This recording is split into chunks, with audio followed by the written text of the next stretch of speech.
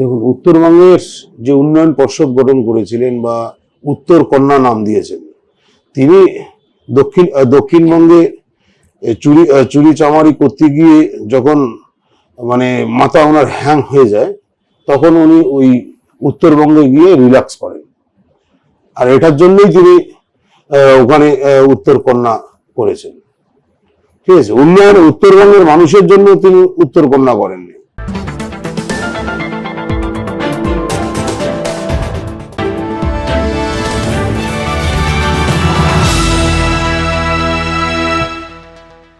বাংলায় বইছে পরিবর্তনের হাওয়া। এসেছে বিজেপি সরকার। বিজেপি সরকারের কাছে উন্নয়নের কি কি দাবি রেখেছেন মেখলিগঞ্জের বিধায়ক দধিরাম রায়? বিশেষ করে উত্তরবঙ্গের কি কি উন্নয়নের আশা করা হচ্ছে সরকারের কাছে? কোচবিহার এখনো অনুন্নত অন্যান্য জেলার তুলনায়। কোচবিহারকে এগিয়ে নিয়ে যেতে কি কি ব্যবস্থা নেবে সরকার? নতুন সরকার আসার পর বর্তমানে অনুপ্রবেশকারী আটকানোর একটা বড় তোড়জোড় চলছে। ফেন্সিং এর মাধ্যমে অনুপ্রবেশকারী আটকাতে চাইছে সরকার, কিন্তু শুধুমাত্র ফেন্সিং এর মাধ্যমে কি অনুপ্রবেশকারীদের রোখা সম্ভব? এই নিয়ে কি বললেন মেখলিগঞ্জের বিধায়ক দধিরাম রায়, শুনে নেব।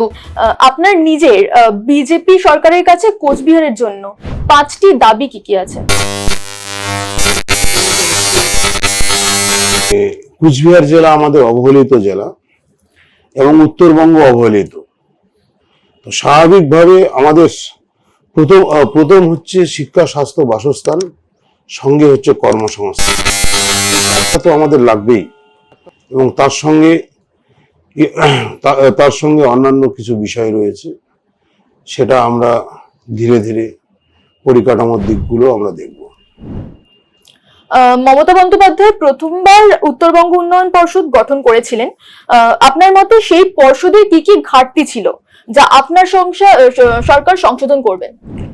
দেখুন, উত্তরবঙ্গের যে উন্নয়ন পর্ষদ গঠন করেছিলেন বা উত্তর কন্যা নাম দিয়েছেন, তিনি দক্ষিণবঙ্গে চুরি চামারি করতে গিয়ে যখন মাথা ওনার হ্যাং হয়ে যায়, তখন উনি ওই উত্তরবঙ্গে গিয়ে রিল্যাক্স করেন।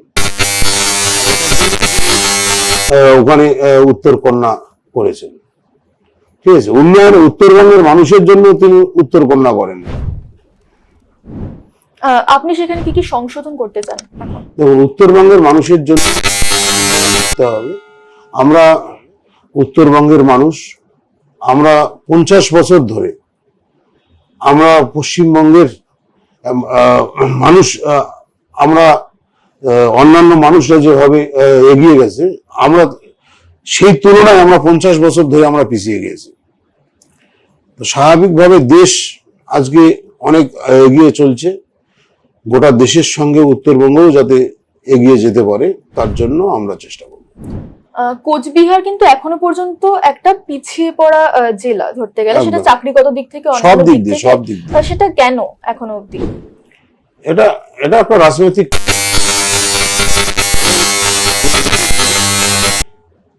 কুচবিহার তো আমাদের রাজার দেশ, ব্রিটিশরাও দখল করতে পারেনি।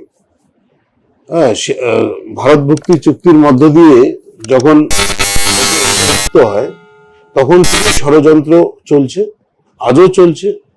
এবং আমরা যারা ভারতীয় জনতা পার্টিতে যারা উত্তরবঙ্গের মানুষ আমরা আছি, আমরা সেই চক্রান্ত থেকে যাতে উত্তরবঙ্গকে আলাদা চোখে দেখা না হয়, তার জন্য আমরা উত্তরবঙ্গের যতজন বিধায়ক আছি, আমরা আলোচনার মধ্য দিয়ে উত্তরবঙ্গকে এগিয়ে নিয়ে যাওয়ার চেষ্টা করব।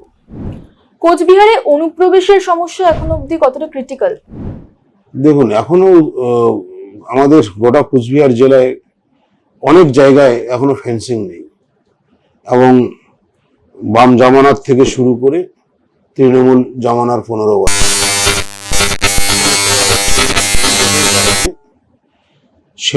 সীমানা খোলা রয়েছে। আমাদের মাননীয় মুখ্যমন্ত্রী শুভেন্দু অধিকারী মহাশয়, তিনি 45 দিনের মধ্যে ঘোষণা করেছেন বিএসএফ কে জমিন দেবে। ধীরে ধীরে সেটা সমস্যা সমাধান হবে। মুখ্যমন্ত্রী বলেছেন যে ফেন্সিং করে দেবেন, কিন্তু জল সীমান্তে তো ফেন্সিং করা যায় না। গরু পাচার বলুন বা এই যে ফেন্সিং করে গরু পাচার তো জল সীমান্তে তো আটকানো যাবে না, সেই জায়গায় কি করা হবে? দেখুন, সরকার যদি ঠিক থাকে, সমস্ত সমস্যার সমাধান হবে। সে জলে বলুন আর স্থলে বলুন।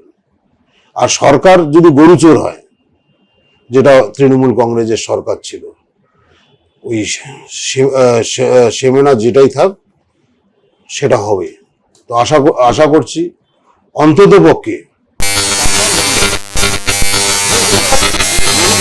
করা হয় তখন কি করা হবে, মানে সেটার জন্য না, কোনো কিছু? আমাদের কেন্দ্রীয় বাহিনীর উপরে, বিএসএফ এর উপরে পূর্ণ আস্থা রয়েছে।